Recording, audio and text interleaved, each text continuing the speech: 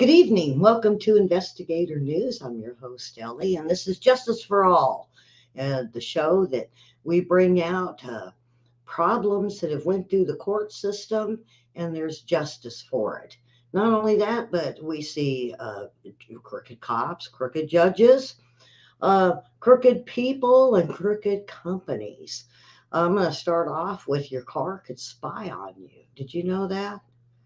This case is out of the Ninth Circuit involving your car. And I thought this would be interesting.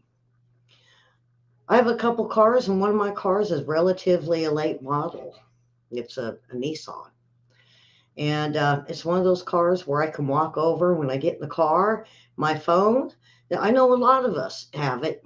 We get in, and it's Bluetooth, I guess is what it's called. And your phone connects automatically to they call it an infotainment center. So somebody calls me, I can answer the phone and just talk, and it works through the magic of the car itself, or does it? But it turns out apparently that the most modern cars now not only allow you to simply hook up your phone through them to make phone calls, but it receives the phone calls, but it'll also download your text messages and other information off your phone, and they will go through it and looking for information that they can use. What kind of information? Well, it's information available for anybody else who wants it, including, I don't know, law enforcement. So a lawsuit got filed in the state of Washington, and it's about this. And it was filed as a class action suit on behalf of everyone who owned these cars. Several of the car companies in the Ninth Circuit of Appeals just just automatically dismissed it. But they upheld the dismissal and said, well, there's actually nothing illegal about this. And I see in Washington, they've got a law on privacy. So somebody said, well, this isn't a violation of our privacy law. It's the violation of privacy law in itself. And the Ninth Circuit said, no, it's not so as of right now. Next time you get in your car and your phone is on, remind yourself that, by the way, the car itself might be downloading all your text messages and looking through it for keywords. People who want to know, like, who's looking for somebody. And again, I find this very disturbing. But the case is Stacy Rich versus American H Motor. And this case, where the plaintiffs appeal the dismissal of their class action case, alleged American Honda Motor Company made unlawful recordings of their private message and also communications. So they're saying also that this stuff is being recorded in violation of the Washington Privacy Act. Okay, so by the way, the entire opinion is less than 3 pages. Very, very short case. And is one of 5 related class actions in which a group of Washington residents, alleged automobile manufacturers, recorded, intercepted their private text messages and call logs from their cell phones. And when they connected the phones to respective vehicles on board infotainment, the cases are related because although the class actions were brought against several automobile manufacturers, the factual background and legal issues are virtually identical. So this case is captioned against Honda. Previously, one had been brought against Ford. There are others involving the court that says, we affirm the court's dismissal under 12b-6. We have jurisdiction pursuant to 28 U.S.C. 1291. And for the same reasons set out in the Ford case, we affirm the dismissal of this case. We conclude, as in Jones, that the district court properly retained jurisdiction to hear the case. And the plaintiff's operative complaint alleged that their vehicle infotainment systems downloaded and permanently stored all the text messages. And not only that, but the call logs. The ones you called and who you call, and when they do, this is without their consent at the pleading stage. And this alleged violation of a substantive privacy right is sufficient to confer standing. We also conclude in the Jones that the district court properly dismissed the merits of the claims under Washington Privacy Act.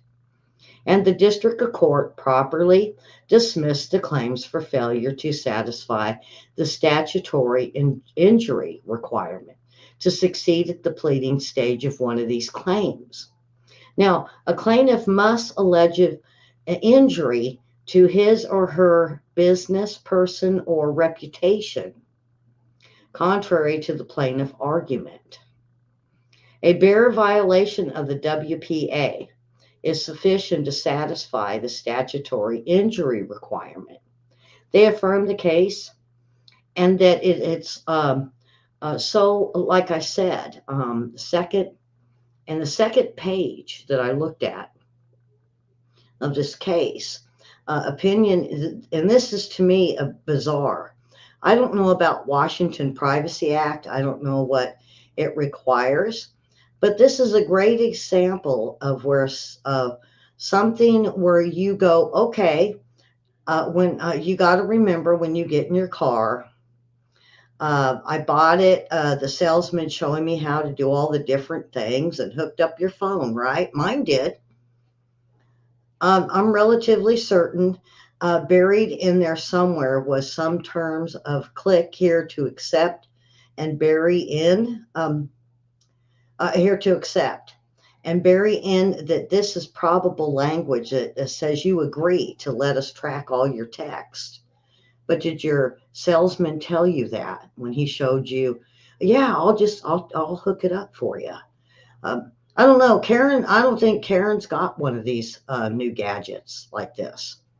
I'm gonna see if no, it's just Susan. Susan, you got that on your car? The Bluetooth to where you can get in hands free. I mean, it's great for hands free and text free, but did you know that it gets your information? And if the police want that information, if they can't get it from you or your phone, or you won't allow them to get into your Bluetooth, they'll just go to Ford, they'll go to Honda, they'll go to Nissan or wherever, and they can actually get everything you say and done on your phone through your car. Wow. That's what got me. And apparently the Ford Motor Company, they can download text too into their system.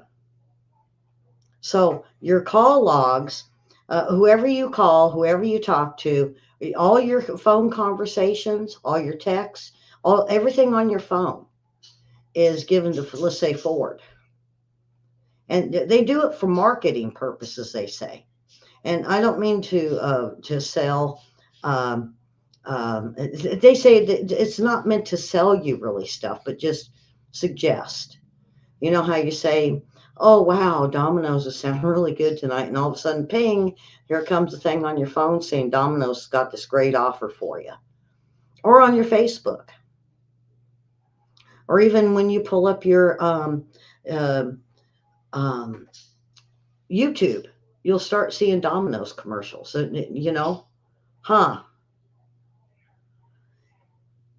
And so this is a little flag that they sell your information to some company that sells lawnmowers or pizza. Now, 9 years ago, we didn't have to worry about it because these gas cars don't have the system in your car. It was the newer ones that came out during those years. And so this is basically to warn you that when you get in your car and you pull this up, that it's going to record everything. It's going to download everything on your phone. No matter, like, so what, you were in yesterday, but you made phone calls in your house. You did searches in your house. You texted in your house. Or if you go somewhere, the doctor's office, or anywhere you go. So you get in the next day and all of a sudden it's hooked up into your car once again. And here comes more info for them to get from you. I don't know about this. I thought, great idea. This works great. People are hands free. They're not got their phone up but I don't know.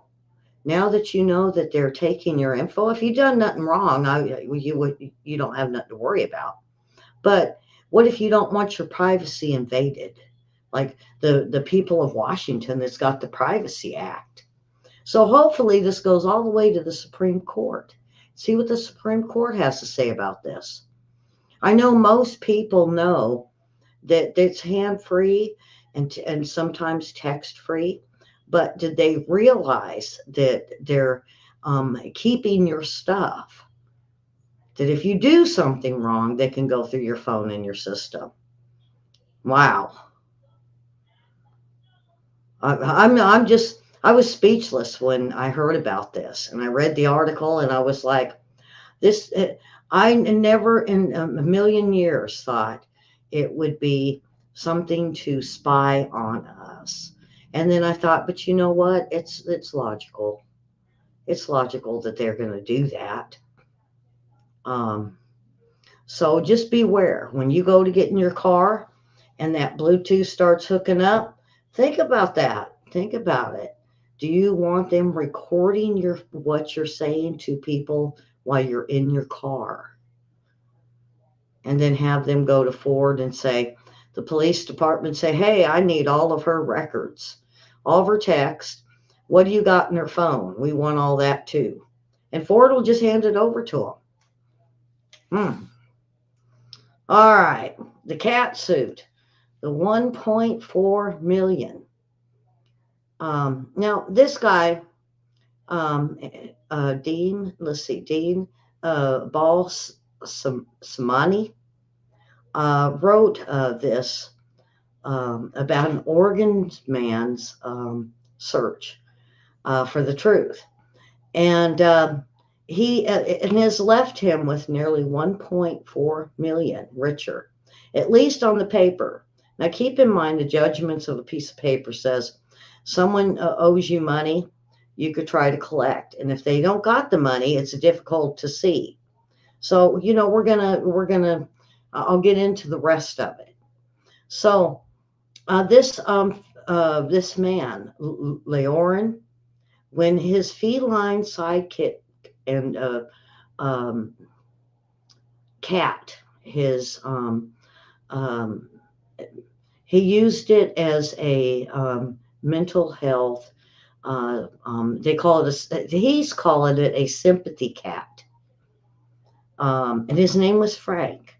Well, he mysteriously disappeared, and he sported a Cheshire cat smile, and he said after the circuit court jury deliberated less than 2 hours, they came back with a 1.375 million for the loss of his cat. It was about 3 years old, and again, Frank. And he accused his landlord of stealing his cat. And he said, you catnapped my cat. The jury's message should be loud and clear that the landlord's, at least this his attorney is speaking in respect to the rights of tenants, especially when it comes to pets. Now, the story begins when um, this guy found a cat on the street, and he brought it in to his humble home and that he rented at a drug recovery group home in Portland. Now, some people say that um, he's allowed to have a cat because it was an emotional support cat, and he was okay. So when he returned home one day and found his cat had mysteriously vanished, he found out that it was his landlord that took this cat. So he sued his landlord and the business that ran the place, um, ran the apartment complex he was in. And that shortly after he filed, when the cat disappeared, they fought over this landlord admitted or land and landlord because the company said they didn't know anything about it. But the landlord fessed up in court that he had something to do with it. And what it was is the landlord said that he gave the cat to his girlfriend, who then took the cat to a local shelter. Now, some people wonder, okay, it's great the guy got the 1.4, but what happened to the cat? Well, we know he won the money in court. He did not get the cat back and managed to return the cat to its original owner. So this is interesting. The cat belonged to somebody. Now, remember, he found the cat on the street. Now, when I read the article, one article said he found it on the street. One said he got it from the shelter, and they didn't run any nothing on it to see if it was tagged or had a chip in it. Well, when his girlfriend had taken the cat, she took it to the shelter. They ran the scan, and the chip came up with the original owner. So he'd had this cat, he said, for quite a long time. And then the owner, so you guys can, I want to make sure you understand this. So the owner of the apartment took it, gave it to his girlfriend. His girlfriend sent it over to um, the animal shelter. Animal shelter run the chip check, and it came back to the original owner to before this guy named it Frank, and sent it back home where they were in joy that someone had found their cat that they had been looking for a very long time. Okay, so how did this guy get the money? Because he did have a lawsuit against the landlord and the company that owned the apartment. And he did win because they never should have taken the emotional support cat away from him. So he won it. Now, so the cat is happily with its original owners that got lost, whether it got lost and was out on the street and this gentleman picked it up, or animal control got it and put it in the shelter and he got it from the shelter. He still was awarded for not being allowed to, for the cat to be taken, a little Frank, and that he wasn't allowed his emotional support. Well, so Frank, somebody out there has him, and his name probably isn't Frank. It'd be surprising if it is. So the original owners have him, and so what happened to this gentleman? Well, he found a girlfriend. He got his barber's license. I think part of the money that he won, he opened up his own salon, a barber salon, and he's happily moving on with life. Great story, huh? And everybody says, "Oh, what made him think what made him deserve the 1.4 million? What if he still had the cat? Because he probably got evicted over this. It doesn't say anything about it. It just said he no longer lived there.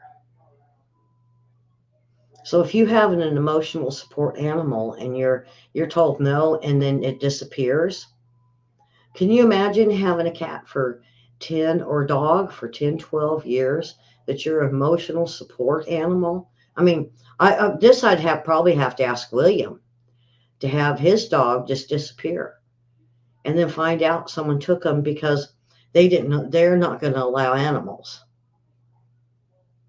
I mean, we get attached after 3, 4 years. There are kids, there are babies. And he did have it for a while. So he did deserve the $1.4 million. Boy, car break ins. Now, this California demonstrates how laws can vary wildly from state to state. And this is something that we could be seeing not only just in California, but they say Illinois and New York could be adopting this bill very soon to address car break-ins. Now you would think, oh, great, because there's all these thefts. Now you would think, well, it's got to be illegal to break into a car, right? Well, yeah, but it turns out that under the current California law, it's harder to get a conviction on someone who broke into your car. And it might be easier in the future with this new law. And this comes from NBC. So the new bill recently aimed at addressing car break-ins is illegal to do so, but they're going to make it easier to get a conviction. What they're trying to do, he says, we know that if you have an auto break-in, it's a big problem, especially in San Francisco, LA, Sacramento, Stockton. There's quite a few cities. Fresno. For a long time, it's been a big problem. The bill would help prosecutors hold people accountable who are breaking into cars and explain the current laws, how they work, because there's a problem with the current law. The requirement is in order to prove that somebody is guilty of breaking into your car. Well, so get this. They ask, did you lock your doors? Well, do you remember if you locked your doors? Well, if you don't, then most of the time, they're not going to cover it because you don't know for sure if you locked your car or not. This California's screwy. And this is coming to Chicago and maybe New York City really soon. What about a Jeep? And they said, you know what, Jeeps shouldn't be allowed in the city. Well, what if that's the car you want to drive? Well, because it's wide open, it's your fault. This is the current law.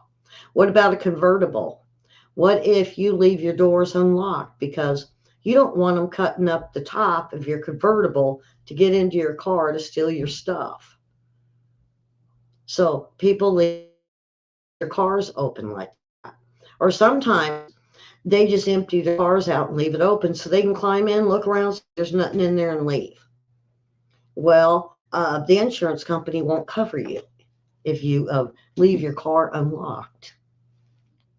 So now there's a law saying, wait a minute, as long as you lock your car, if you lock your car, if someone breaks into it, no matter if it's now if it's a Jeep, you know, that's just an open source. So now if it's a convertible that's the hood is the top is up and you have it locked and someone breaks in, yes, your insurance will cover it. Insurances are getting picky. Too picky. Yeah, too picky. So if you lock your car, no longer do you have to have a witness. Yeah, a witness. A witness to say you locked your car. What if you go to work on your own? You grab your stuff, you lock your car, you leave. Someone breaks in. Well, did you lock it or not? Well, the windows broke. Well, that doesn't mean you didn't leave your car unlocked and they didn't see it and they broke in on the other side. Yeah, see? And before you'd have to have a witness. Now, this new law is going to make it a little harder. But there's got to be up to $2,000 worth of damage for them to cover it. Sounds like California. So be careful, because the laws coming to these states that have high crime rate, and the blue states of Illinois and New York, they say. It could even happen, they say, in Wisconsin, Michigan, Oregon, Washington. Hey, well, hey, William, you would have been good for the last one for about the cat. I'll have to re-go over that, see what you say about this. Um, so if your car is broke into in these states, they might not have this law. You might have to have a witness. And if your car is broke into, you might not get insurance coverage, or your insurance go up. And because you don't have a witness to the break-in, or you don't have a witness to say that you locked your car up. All right, I'm gonna get to the next one. Um, and this one here, police. Now this was let me see a date on this. This wasn't but a couple weeks ago. They found a cluster bomblet and ammunition had been found in a donation dropped at the thrift store in southwestern Wisconsin. An employee made the discovery while conducting inventory, and according to Janesville Police Department, the store it was then a surrounding area were evacuated as the bomb squad was called in to remove a small bomb and ammunition.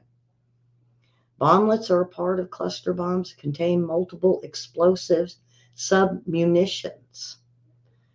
And so that's kind of the weird but true story.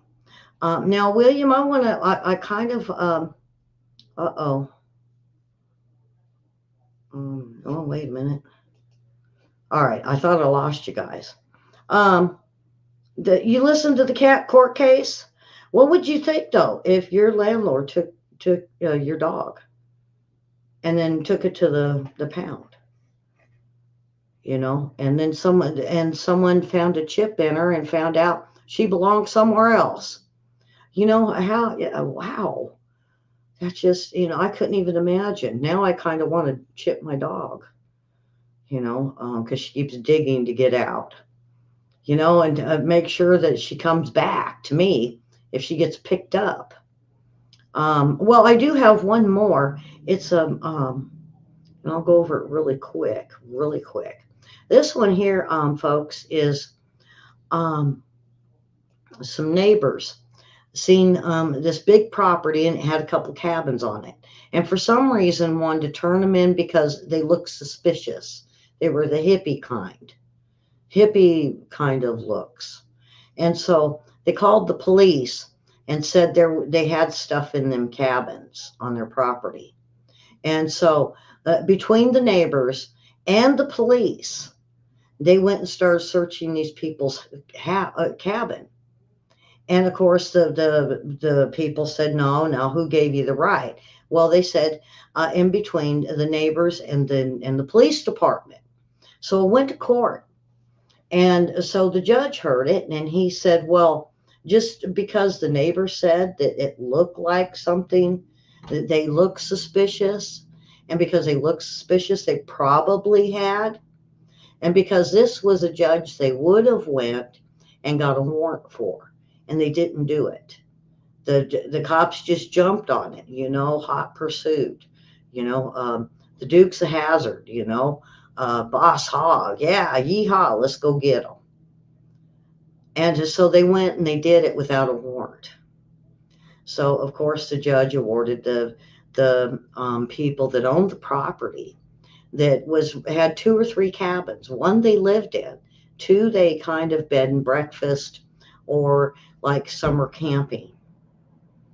And they did. The couple were able to sue the city and the police department for illegally getting access to their homes, and also a civil suit against their neighbors for the wrong information. And it was all signed by this judge to throw the book at not only the police department, but the city and the two different neighbors that got together to be nosy enough, he said, to make up a false story.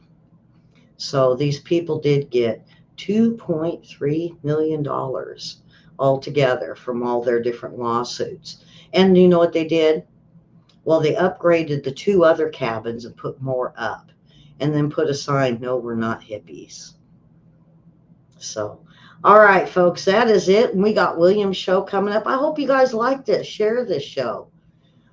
Justice for all. We need to hear about this. We need to hear about, like we just heard, crooked police officers that didn't even go to the judge for a warrant. Crooked cops all the time. Bad cops, crooked judges, crooked DAs. That's what Justice for All is all about, as well as people that are just plain criminals. Like the neighbors, oh yeah, we think, yeah, they're hippies. So yeah, they got to have something in their house. All right. And even the apartment manager that took that cat. I'm sorry. So, all right, folks, with that, share, thumbs up with the show. This is a great show. Share it, something different. It's not very long, and we bring you justice for all. All right. You guys have a wonderful Monday, and we will see you tomorrow. We'll be back with the weather and lifestyle news. And here in about 30 minutes, we have William. So come on back and watch William's news. He's got great stuff today. And if you're not into that kind of news, well, just come on back tomorrow for the weather and lifestyle news.